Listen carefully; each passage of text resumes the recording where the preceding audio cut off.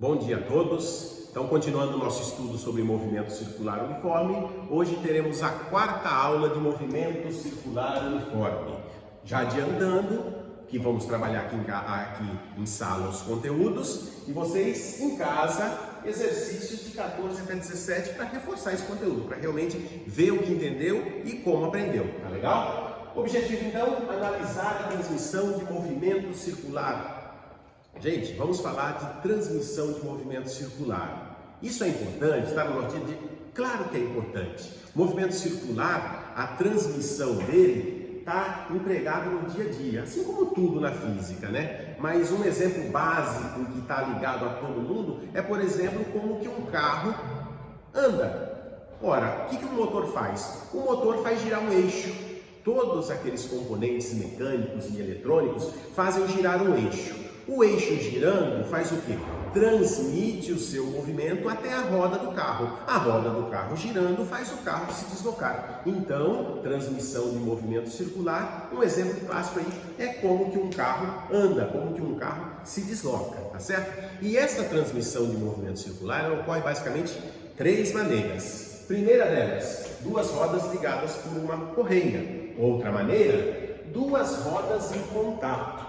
E a terceira maneira, duas rodas ligadas por um eixo comum. Agora vamos estudar as especificidades de cada um desses processos de transmissão de movimento. Então, voltando aqui, primeiro deles, duas rodas ligadas por uma correia. Exemplo clássico disso aí, a bicicleta, tá ok? O que eu tenho lá na bicicleta? Eu tenho a coroa, que é aquela engrenagem maior que está acoplada ao pedal, que é aquele cara que você faz girar. E ligada por uma corrente, eu tenho lá atrás a catraca. A catraca ela está solidária ao eixo que faz girar a roda também. Então, esse é um exemplo clássico de duas rodas ligadas por uma correia que nós vamos analisar agora, tá legal? Eu vou precisar, então por isso eu vou recordar dessas relações aqui.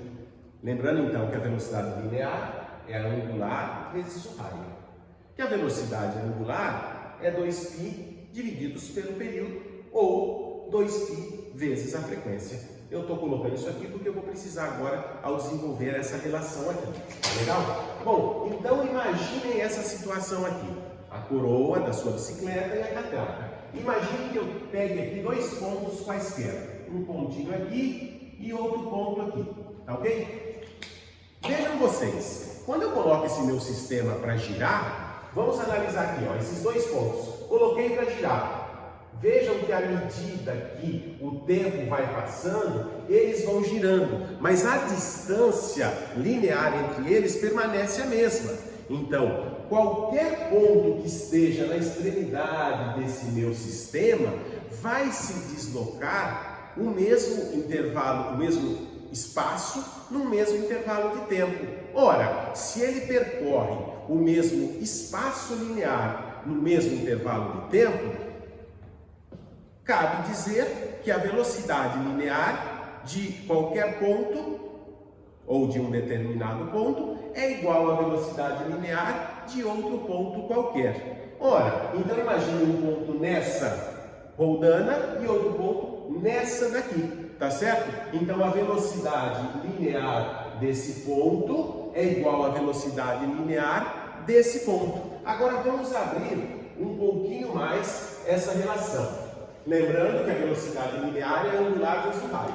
Então a velocidade de A seria ômega vezes RA igual velocidade de B, ômega B vezes RB. Essa relação aqui, será que ela é coerente? Puxa, vamos parar e pensar um pouquinho. Esse negócio de decorar é ruim, mas vamos pensar um pouquinho. Claro que ela é coerente. Vejam vocês. A velocidade angular é inversamente proporcional ao raio para manter essa minha igualdade aqui. Quanto menor for o raio, maior tem que ser a velocidade angular. Quanto maior o raio, menor a velocidade angular. Imagine esse sistema girando aqui, tá ok? À medida que essa dá um monte de voltas, porque o seu raio é pequeno, essa aqui dá poucas voltas, porque o seu raio é maior. Ou seja, como é diretamente proporcional, se o raio dessa é o dobro do raio dessa, a velocidade angular dessa será metade dessa. Se o raio dessa é o triplo do raio dessa, a velocidade angular dessa é um terço da velocidade angular dessa. Tem muita lógica, muita coerência, concorda comigo? Bom, então essa é uma segunda relação que nós podemos trabalhar, tá certo? Mas dá para fazer alguma coisa a mais. Sabemos também que a velocidade angular é 2π vezes f. Substituindo aqui, então eu teria que 2π FA vezes RA é igual a 2π FB vezes RB. Olha, eu tenho uma igualdade, dois termos iguais. Eu encontro então que FA vezes RA é igual a FB vezes RB. Mais uma relação aqui que nós temos então, tá certo? Dessa situação. Mesma ideia.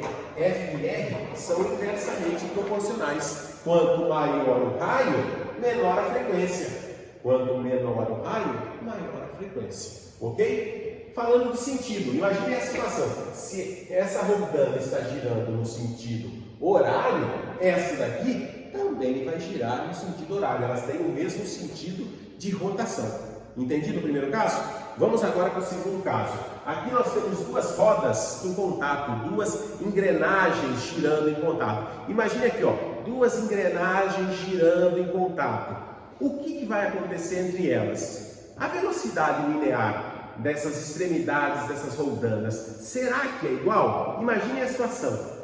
Claro que é igual. Se não fosse igual, ou quebraria-se uma delas, ou as duas, ou uma deslizaria sobre a outra. Então, a velocidade linear de uma é exatamente igual à velocidade linear da outra. Ora, se a velocidade linear de uma é igual à velocidade linear da outra, a gente cai nas mesmas relações do item anterior. A única ressalva é que aqui, vamos olhar a questão do sentido, ok? Enquanto que nessa elas têm o mesmo sentido, nessa daqui, nessa situação, elas têm sentidos opostos. Se uma gira nesse sentido, a outra gira nesse sentido, ou seja, sentidos opostos. Se essa está girando no sentido horário, essa gira no sentido anti-horário. Mas as relações são exatamente as mesmas dessa transmissão, porque elas partem exatamente do mesmo princípio, que as velocidades lineares são iguais.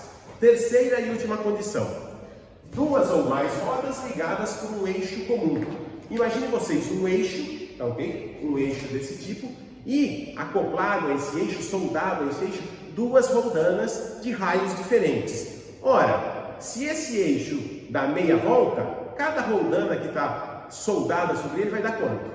Dá para imaginar? Meia volta. Se dá uma volta inteira, todas elas dão uma volta inteira. O que isso significa? Significa que o espaço angular percorrido por todas elas é o mesmo. Se o espaço angular percorrido é o mesmo no mesmo intervalo de tempo, eu tenho que a velocidade angular de uma é igual à velocidade angular da outra, tá certo? E lembrando essa relação aqui, ó, que a linear é a angular vezes o raio, logo a angular é a linear sobre o raio. Então, dessa situação, dessa relação, eu tenho aqui que VA sobre RA é igual a VB sobre RB. Tá ok? Então, essa é a outra relação que nós temos para esse caso aqui. Tá certo? Então, mais uma das relações que nós temos. Com isso, nós finalizamos mais esse conteúdo. Espero que tenham aprendido. Qualquer dúvida, entrem lá no fórum, deixem a sua dúvida. E com isso, encerramos o capítulo 5 do livro texto de vocês. Para finalizar o capítulo 5, exercícios do 18 ao 23. Façam o estudo, é nesse momento que vocês vão tirar as dúvidas de vocês. E qualquer dúvida, coloquem lá no fórum que nós estamos dispostos e atentos para atender às solicitações dos senhores. Um bom dia e fiquem com Deus.